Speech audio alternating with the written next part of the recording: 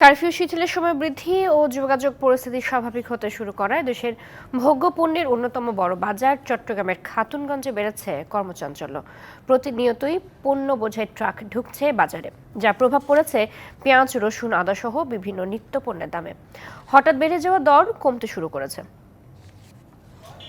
টানা এক সপ্তাহ অস্থিতিশীল পরিস্থিতি ও কারফিউতে থমকে গিয়েছিল খাতুনগঞ্জ। গত দুদিন ধরে আবারও প্রাণ চাঞ্চল্য ফিরে এসেছে এই বৃহৎ পাইকারি বাজারে। পণ্য বোঝাই ট্রাক ও কাভার্ড ভ্যান থেকে নামানো হচ্ছে বিভিন্ন পণ্যের বস্তা। প্রতিনিয়তই পণ্য বোঝাই ট্রাক ঢুকছে বাজারে, যার প্রভাব পড়েছে পেঁয়াজ, রসুন, আদাসহ বিভিন্ন নিত্যপণ্যের দামে। পেঁয়াজ তো ডেলি কমতেছে দাম, ডেলি কমতেছে। কালকে ছিল 89-90 টাকা, আজকে 87-86।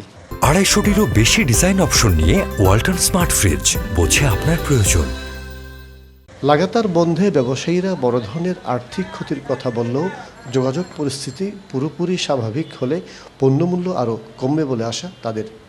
অবরোধের কারণে কিছুটা বাড়ছিল, আবার এখন শিথিল হইতে শুরু হয়েছে। ঠিক আছে, মোটামুটি অনেক আইটেমই শিথিল হয়ে যাচ্ছে। পরিস্থিতি স্বাভাবিক হওয়ায় খুশি সাধারণ মানুষও।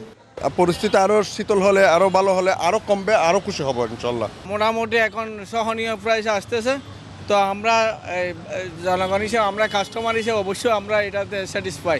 এদিকে গত 2 দিন আগে চট্টগ্রাম বন্দরে কন্টেনার জট হলেও এখন জট কমতে শুরু করেছে।